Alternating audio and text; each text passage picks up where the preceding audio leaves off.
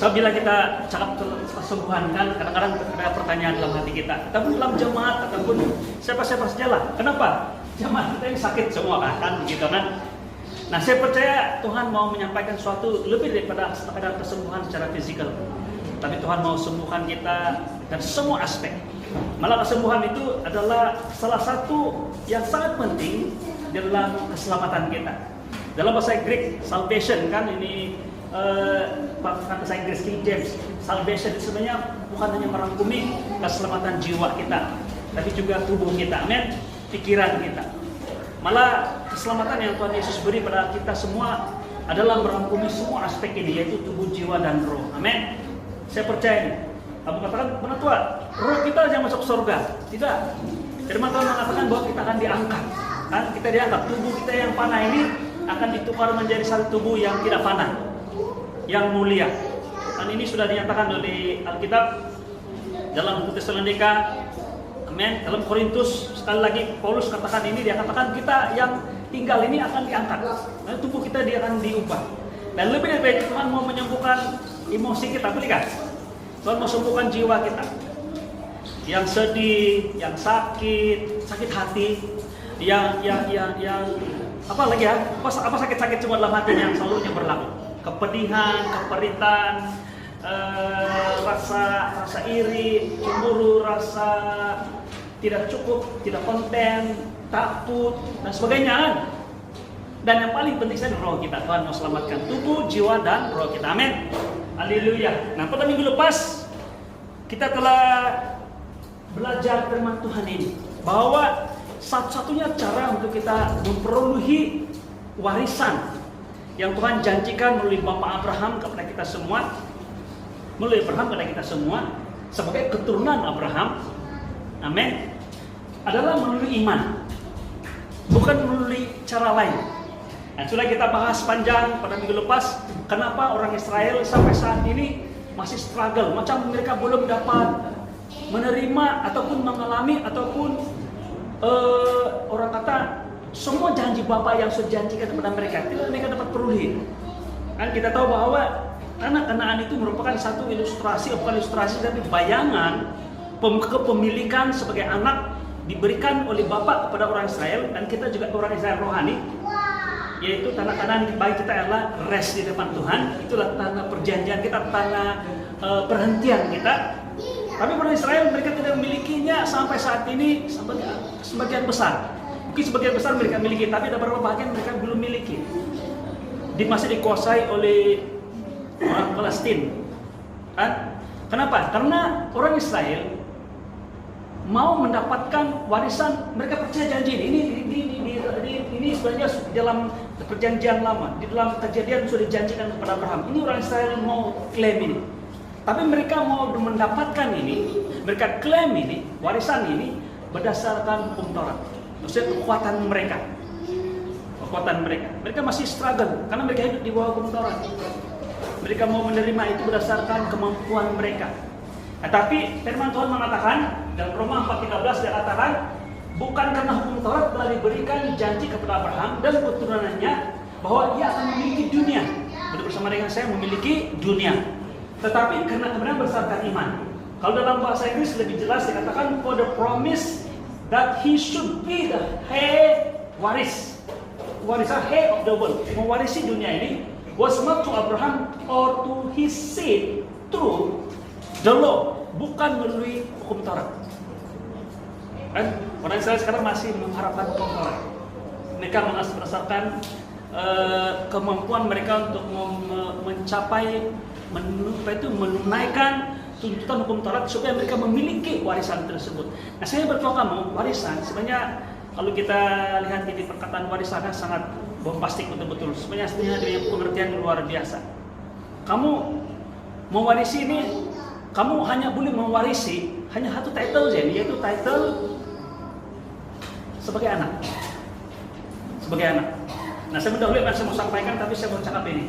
Tadi dalam doa di Albert, kamu perasan nggak? Dia bilang engkau sebagai anak, dia bilang diangkat sebagai anak. Nah, dalam Alkitab memang mengajar kepada kita bahwa kita diangkat sebagai anak. Boleh bersama dengan saya? kita diangkat sebagai anak. Tapi kalau kita berpikir panjang sedikit kan dalam sedikit, anak angkat saja, dia bilang kan. Betul kan? Anak angkat saja, lain dibanding orang Israel, orang betul-betul anak. Kita ini anak angkat saja. Nah, saya berdoa kamu. Ini yang luar biasa. Saya tidak pernah nampak ini. Tapi bila seorang pengkhotbah berkhotbahkan, baru saya nampak ini. Bahwa apa beza anak dengan anak angkat. Anak, walaupun kita anak, saya minta maaf Pak, saya cakap secara umum saja. Kita ini anak, tapi kita kebanyakan kita lahir secara umum dunia ini bukan karena memang kita mau anak, bukan karena dia mau kita. Anak-anak lahir melalui kemalangan. Boleh bersama dengan saya. Anak lahir karena kemalangan. Ataupun melalui mungkin dikala hal-hal yang musibah betul-betul melalui mungkin karena perkosa dan sebagainya. Dan malah jika ada anak pun kebanyakan yang ada anak ini kadang-kadang tidak mau anak, mau buang anak. Jadi walaupun mereka ada title anak, ada bin, tapi belum tentu mereka anak. Boleh bersama dengan saya. Tapi jikalau kamu diangkat sebagai anak, boleh bersama dengan saya. Tapi jikalau kamu diangkat, adopted sebagai anak, maksudnya itu yang mengangkat kamu sudah berpikir panjang, sudah membuat keputusan, sudah membuat satu tindakan bahwa dia memilih untuk mengambil kamu sebagai anak. Boleh bersama dengan saya. Kadang-kadang kita terlampau pernah rendah di anak angkat. Anak angkat saja lebih luar biasa daripada menjadi anak. Dalam banyak situasi. Kalau saya ambil itu anak, walaupun dia tidak sama kulit dengan saya ambil jadi anak saya sudah buat keputusan bahwa apapun warna kulit dia, siapapun dia, anak dia siapa, keturunan apapun, saya akan ambil dia sebagai anak saya. Saya sayang di mahkamah, saya adopt dia. Begitu juga keadaan kita bila Bapa di dalam Yesus Kristus mengambil kita, membuat keputusan untuk mengambil Anda dan saya sebagai anak. Dia tahu siapa kamu, dia tahu siapa saya, dia tahu segala karena kita, tapi dia masih pilih untuk ambil kita dan angkat kita sebagai anak. Ini luar biasa. Karena kita underestimate apa itu kata anak angkat saja. No. Kadang-kadang anak angkat lebih istimewa di hadapan Bapak dia. Amin. Amin. Dia katakan sini bukan melalui hukum Taurat, tapi melalui kebenaran berdasarkan iman. Jadi ini saya cara. Saya beritahu kita saudaraku, kira cara lain. Ini cara. Jadi cara Tuhan dari awal sebenarnya. Dari awal lagi Tuhan sudah berikan cara ini bagaimana Abraham dan keturunannya boleh memiliki warisan ini. Janji berkat ini. Yaitu hanya melalui iman. Tadi kamu tanya, tapi kenapa Abraham diberi hukum Taurat? Nah, cerita panjang. Tapi sebenarnya berlaku pada waktu mereka keluar dari tanah Mesir. Kamu lihat ketika orang-orang Israel keluar dari tanah Mesir, tidak ada hukum Taurat, belum ada hukum Taurat. Nah, setiap kali mereka buat dosa, bersalah, kadang-kadang merungut, bukan cuma merungut, kadang-kadang satu peringkat mereka mengancam untuk mau bunuh Musa dan Harun. Dia bilang, Musa, tidak cukup kuburan enggak di tanah Mesir sampai kau bawa kami di padang gurun untuk mati, tidak kuburan. Jadi mereka marah betul-betul dengan Musa.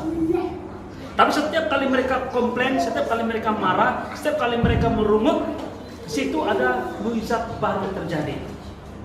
Mereka merungut, laut merah, laut terberau terbelah dua. Sampai satu peringkat mereka tidak air, mereka merungut lagi, Tuhan keluarkan air dari batu. Ada air bayu pahit, mereka merungut lagi, marah-marah lagi, Tuhan tukar air jadi manis.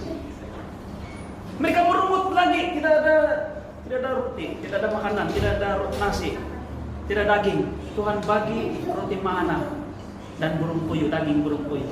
Itu sebelum diberi hukum Taurat. Tapi selepas hukum Taurat diberikan, begitu mereka merungut, ada yang mati. Mereka merungut saja, ada yang mati. Mereka merungut saja, ada yang dihukum. Kenapa? Adakah mereka punya sikap sebelum dan selepas menerima hukum Taurat berbeza? Dulu mereka baik-baik, kuai-kuai semua sampai tidak kena hukum, malah dibagi berkat. Bukan. Tapi sebelum itu, segala kebaikan yang mereka alami bukan berdasarkan kebaikan mereka, tapi berdasarkan kebaikan Tuhan melalui kebenaran, melalui iman. Ketika walaupun mereka punya sikap begitu teruk sekali, tapi ketika mereka percaya pada Tuhan, mereka punya pikiran fokus balik kepada Tuhan, begitu Tuhan bagi mereka kemurahan. Tapi selepas hukum Taurat, jikalau mereka tidak melakukan hukum Taurat dengan baik, tidak ada berkat untuk mereka, malah ada kematian. Karena mereka diukur Kebaikan yang mereka terima bukan berkat yang mereka terima bukan berdasarkan kebaikan Tuhan, tapi kebaikan mereka. Jadi Tuhan tahu bahwa hukum Taurat itu hindrance ataupun halangan sebenarnya dari manusia untuk menerimanya. Tapi kenapa hukum Taurat diberikan kepada orang Israel? Karena mereka sombong. Mereka katakan segala sesuatu yang Tuhan perintahkan boleh kami lakukan.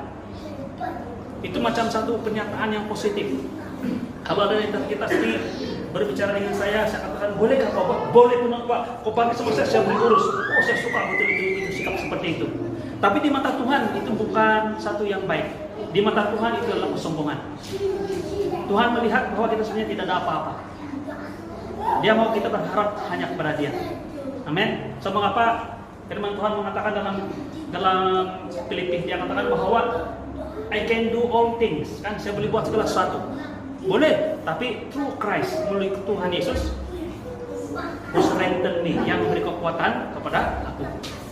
Amin. Nah, dalam Roma pasal 10 ayat 4 dan 5 dia katakan sebab Kristus adalah kegenapan hukum Taurat, sehingga kebenaran diperoleh tiap-tiap orang percaya. Sebab Musa menulis, ini berbeza dengan hukum Taurat dengan kasih karunia. Dia katakan sebab Musa menulis tentang kebenaran karena hukum Taurat, orang yang melakukannya akan hidup karenanya. Bagi kita, kebenaran diperoleh oleh karena Yesus telah menggenapi bagi pihak kita hukum Taurat. Segala tuntutan hukum Taurat telah digenapi dalam Yesus Kristus. Jadi bila kita percaya pada Yesus, kegenapan hukum Taurat itu dipenuhi di dalam kita. Nah, kegenapan hukum Taurat di depan kita bukan hanya supaya kita boleh lakukan, tapi juga penghukuman yang harus kita terima oleh karena kegagalan kita melakukannya.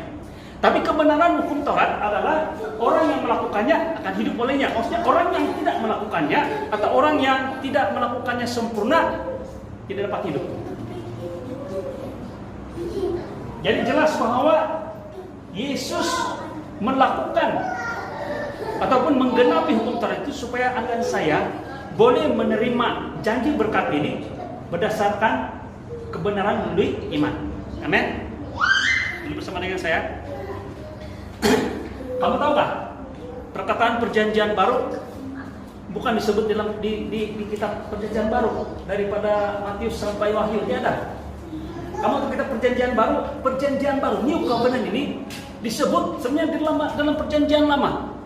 Maksudnya dalam waktu orang Israel masih lagi di bawah hukum Taurat, Yesus belum datang, Bapa di surga telah merancang memulihkan Israel berdasarkan New Covenant ini.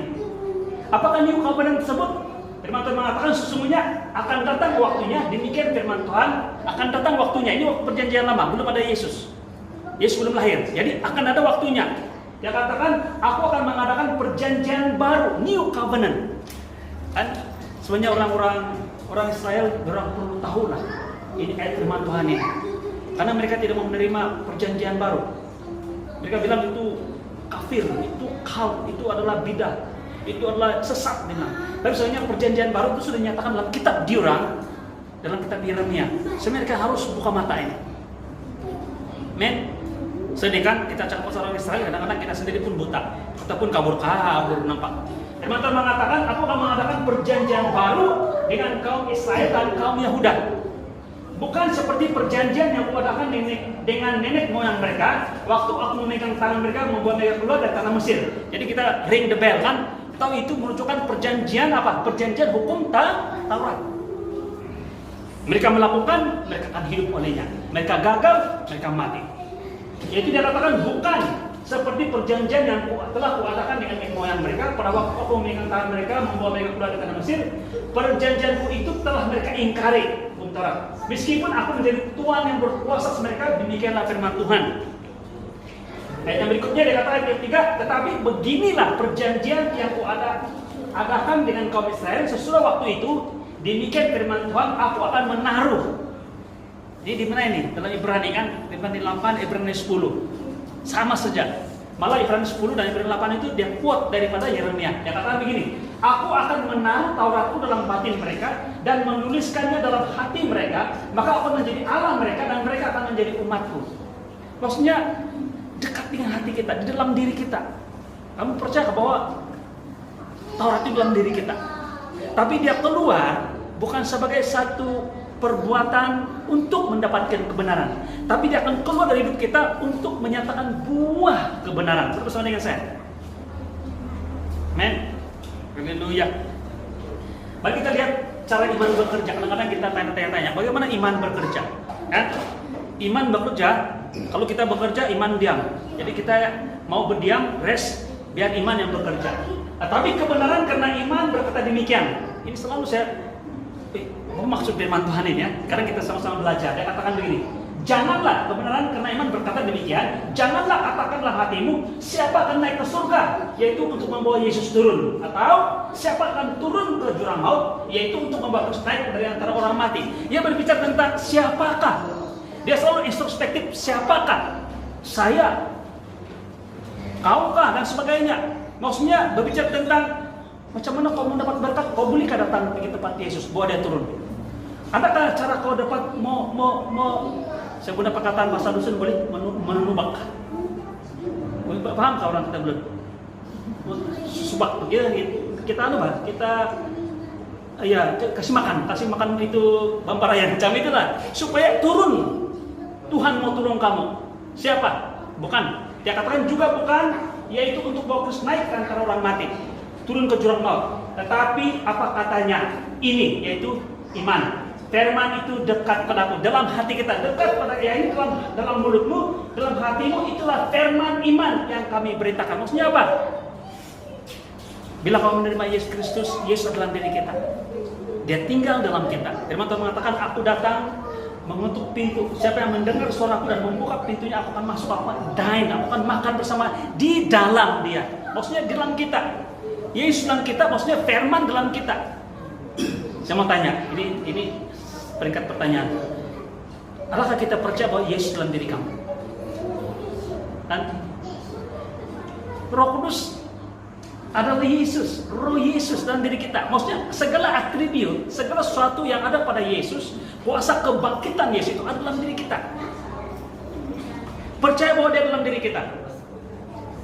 Ada ayat firman Tuhan mengatakan begini, jangan takut, dia bilang. Jangan takut. Roh yang dalam dirimu, dalam hatimu, dalam dirimu itu lebih besar daripada roh-roh dalam dunia ini. Ada roh-roh di luar sana, tapi roh dalam kita itu Roh Kudus. Firman itu dekat padamu, yang dalam mulutmu, dalam hatimu.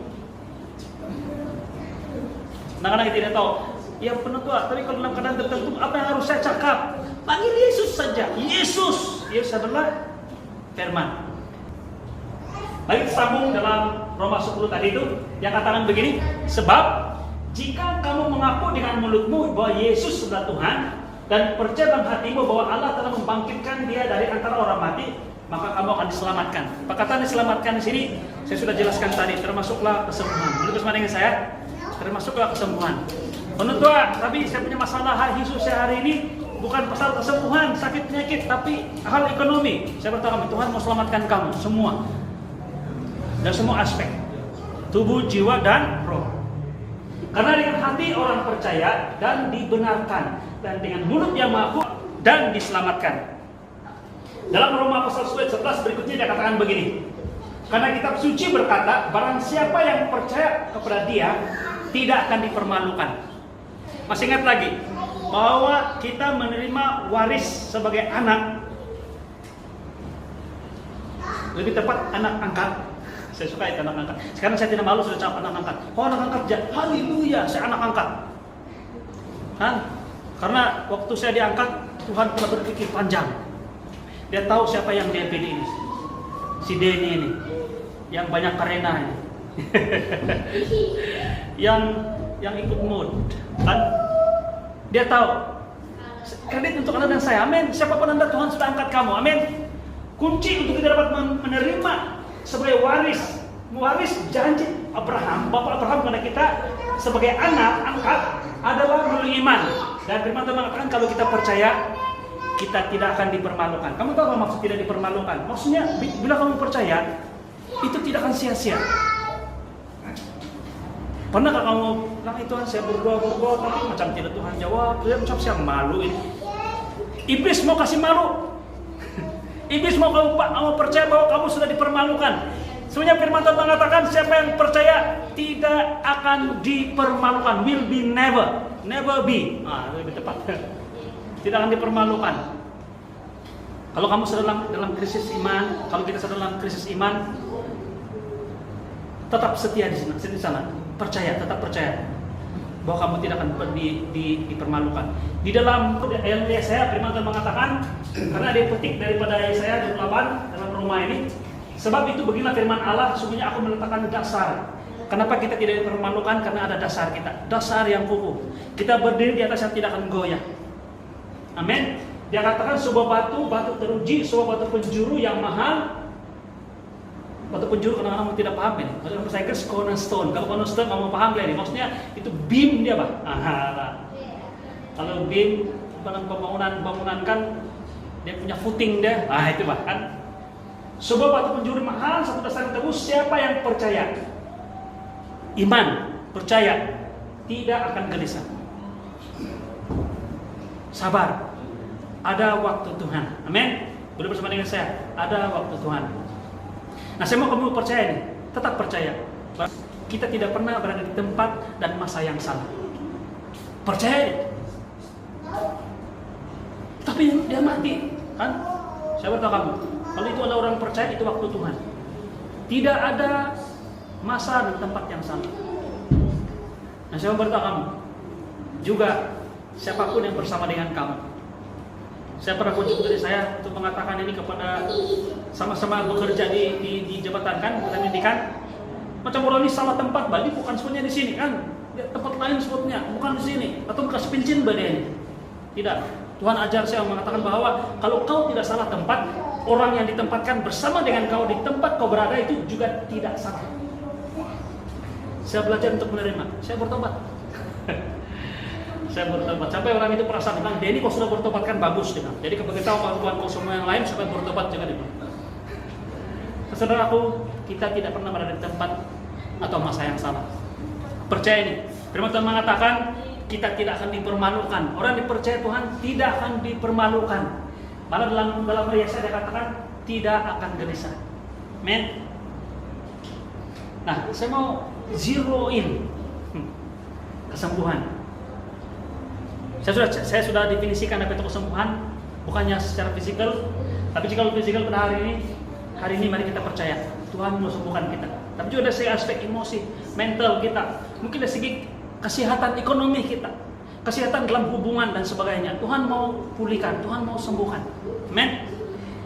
Dalam Matius 10 7 dan 8 dia katakan pergilah dan beritakanlah. Maksudnya kehendak Tuhan. Dia katakan pergilah dan beritakanlah. Apakah list yang pertama Tuhan suruh mereka buat murid-murid Yesus?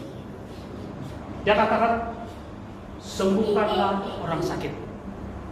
Kamu tahukah bahwa jemaat SIBBOV begitu kita keluar saja ini yang kita message yang kita bawa. Sembuhkanlah orang sakit. Memang kita bukan underestimate lah, tapi kita letakkan priority itu tempat yang salah. Bila kita jalan jangan kita menerima kita sebenarnya. Kamu tahu tuh lagu yang People need the Lord, people need the Lord, kan? In the end of broken heart, people need the Lord. Orang memerlukan Tuhan. Kamu tahu kan? Orang memerlukan Tuhan, walaupun dia tidak sadar dia perlukan Tuhan, tapi orang perlukan Tuhan. Tuhan Yesus. Mereka senyum, mereka gembira, mereka pura-pura, tapi di hati mereka penuh dengan luka. Mereka penuh dengan kesakitan. Mereka mau dibebaskan, mereka mau rehat. Mereka mau mengalami keterangan. Kalau kamu mengatakan, Tuhan Tua, adakah kehendak Tuhan kita sembuh? Bukankah penyakit juga menunjukkan kita lebih kuat di depan Tuhan? Ikut iman kau sajalah. Tapi yang saya tahu Tuhan mau sembuhkan kita. Tuhan, dia kata lain Tuhan tidak mau kita sakit. Kalau ada priority utama yang Tuhan berikan kepada murid-murid Yesus, yaitu sembuhkan orang sakit dulu. Malah keperluan keuangan itu nomor 2. Dia katakan sini, kerajaan surga sudah dekat, sembuhkan orang sakit. Malahnya luar biasa, bangkitkan orang mati. Haleluya. Tapi banyak orang bilang ini bangkitkan orang mati ini sebenarnya alegori. Dia berbicara tentang mati daripada macam mati semangat. Mantan mengatakan tahirkan orang kusta, usirlah setan-setan, kamu telah memperolehnya dengan cuma-cuma, karena itu berikanlah dengan cuma-cuma. Adakah kehendak Tuhan untuk kita sembuh? Amin. The first list. Jadi kalau kamu sakit, kalau bilang, oh biarlah ini mungkin kehendak Tuhan. Saya beritahu kamu, bukan kehendak Tuhan. Kehendak Tuhan adalah kamu sembuh. Percaya ini, Tuhan mau kamu sembuh. Kamu katakan, menurut Tuhan, iyalah, itu diurang. Saya mungkin tidak rencana Tuhan untuk saya lain. Teman-teman mengatakan, tetapi Yesus mengetahui maksud mereka lalu menyingkir dari sana. Banyak orang mengikuti Yesus dan Ia menyembuhkan mereka sebahagian. Yang lain dibiarkan sakit. Tidak. Menyembuhkan mereka semua. Semua. Amen. Mari kita percaya ini bersama-sama. Mari kita belajar satu keadaan, satu situasi yang luar biasa yang dialami oleh Petrus. Ini berlaku di awal-awal gereja. Jadi Petrus waktu itu sedang bersama dengan beberapa murid pergi ke bait Allah, dan di pintu rumah Tuhan itu ataupun di gerbang itu, di halaman itu banyak orang berkumpul di situ, orang-orang meminta sedekah, orang sakit dan sebagainya, termasuk orang buta. Tapi mereka kebanyakannya minta duit. Mari kita bacain firman Tuhan mengatakan begini. Karena itu orang itu, itu yang berlaku. Jadi Paulus katakan, Petrus minta maaf, saya katakan Paulus. Petrus katakan, jadi nampak itu orang lumpuh. Dia katakan begini, dia minta. Dia minta bukan minta disembuhkan, dia minta duit. Petrus mengatakan, emas dan perak tidak ada padaku, semuanya istri saya simpan. Oke, tidak? Oh, itu jokes, betul. Serius betul. Emas dan perak tidak ada padaku, tapi apa yang ada padaku, dia bilang. Apa yang ada padaku? Siapa yang dia miliki? Apa yang dia miliki? Yesus. Yang tidak akan mempermalukan dia, yang tidak akan menyebabkan dia gelisah. Dia katakan, kuberikan kepada kamu dalam nama Yesus. Bangkit, dia bilang, berdiri. Firman Tuhan mengatakan, begitu dia cakap begitu, maka kuatlah kaki dan mata kaki. Saya suka perkataan ini. Karena kita memang spesifik tuh. Dia bilang, maka kuatlah kakinya, cukup sudah kan? Dan dia kata, kuatlah kaki dan mata kakinya, dan dia mulai berdiri. Dia sudah mulai berdiri, dia mulai menarik-narik. Ayat 11 katakan, karena orang itu tetap mengikuti Petrus, orang yang sudah sembuh ini, dan Yohanes, maka seluruh orang banyak sangat keheranan itu datang mengerumuni mereka di serambi yang disebut serambi Salomo. Petrus melihat orang banyak lalu berkata, hai orang-orang Israel, mengapa kamu heran tentang kejadian itu? Dan mengapa kamu menatap kami seolah-olah kami membuat orang ini berjalan karena kuasa atau kesalehan kami sendiri? Jadi bukan tentang kita, bukan tentang Petrus, bukan tentang Yohanes. Yang saya lebih suka ya, dia katakan sini, mengapa kamu heran? Sepatutnya di kalangan orang Israel, kesembuhan bukan sepatutnya. Boleh bersama dengan saya. Di kalangan orang Israel yang percaya pada Tuhan, sebetulnya kesembuhan bukan satu yang mengherankan. Kenapa kamu heran? Ini sebetulnya biasa. Sebenarnya begini Mbak, kalau kita orang Kristen kan, kesembuhan bukan yang, kau tahu kah, ada perkara luar biasa, orang sembuh. No, itu biasa. Kita sebagai orang percaya, kesembuhan adalah biasa, sepatutnya. Dan Petrus mengatakan, seolah-olah itu orang itu berjalan karena kuasa atau kesalihan kami sendiri. Maksudnya bukan tentang Anda, bukan tentang kita, bukan tentang Petrus atau Yohanes. Dia katakan sini, ayat 13, Allah Abraham, Ishak dan Yakub, Allah nenek moyang kita telah memuliakan hambanya, yaitu Yesus, yang kamu serahkan dan tolak di depan Pilatus, walaupun Pilatus berpendapat bahwa harus dilepaskan. Tetapi kamu telah menolak yang kudus dan benar serta menghendaki seorang pembunuh sebagai hadiahmu. Si Barabas kan, ingat lagi. Kemudian dia katakan, demikianlah ia menjadi pemimpin kepada hidup. Saya mau melihat ini, Yesus adalah pemimpin kepada hidup. Kita hidup, amin, kita mengalami hidup. Tapi tahukah kita bahwa Tuhan memimpin kita dalam hidup kita? Pemimpin kepada hidup, maksudnya mengalami kehidupan, amin. Dia katakan, telah kamu bunuh, tapi Allah telah membangkitkan dia dari antara orang mati, dan tentang hal ini, itu kami adalah saksi. Ayat 16. Ini yang saya mau kamu dan kita semua lihat, pegang ini. Yang kata begini, dan karena kepercayaan dalam nama Yesus, maka nama itu telah menguatkan orang yang kamu lihat dan kamu kenal, dan kepercayaan itu, yaitu kepercayaan iman kita, kebenaran berdasarkan iman. iman dalam Yesus Kristus. Amin. Dia katakan telah memberi kesembuhan kepada orang ini di depan kamu semua. Haleluya. Saya percaya Tuhan sedang berbicara di hati kita. Ada orang bilang lagu yang kita nyanyikan tadi, bila kita percaya mukjizat itu nyata. Apabila kita berdoa, mukjizat itu menjadi nyata. Saya mau ini menjadi nyata dalam kehidupan saya. Ini bukan satu lagi berita yang kita dengar untuk kita simpan, kita nikmati dan kita rasa begitu saja. Sebagai satu lagi cerita yang baik. Tapi saya mau supaya firman Tuhan yang kita baca pada hari ini, kita alami pada hari ini menjadi tangible, mengalami dalam kehidupan Anda dan saya. Kita alami.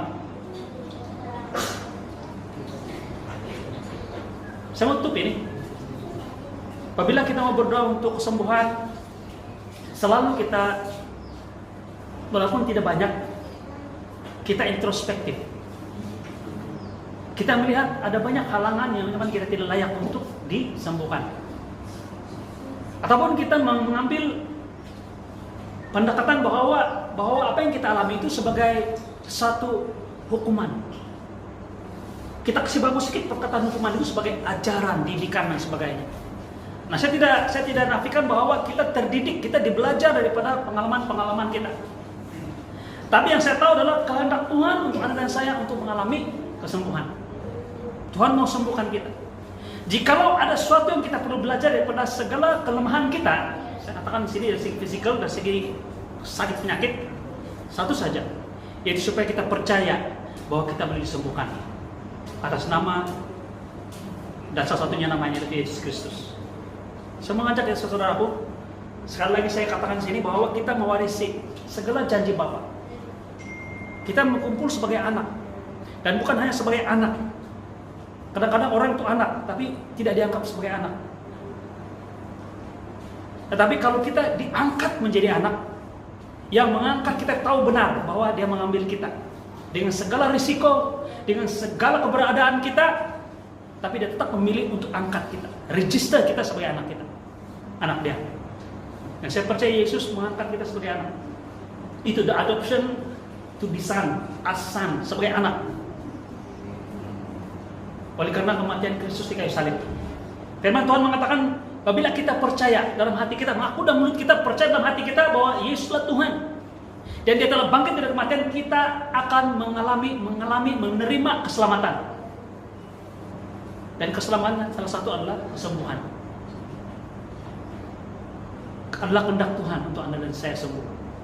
Banyak yang boleh mereka beritakan, terutama tentang Kristus.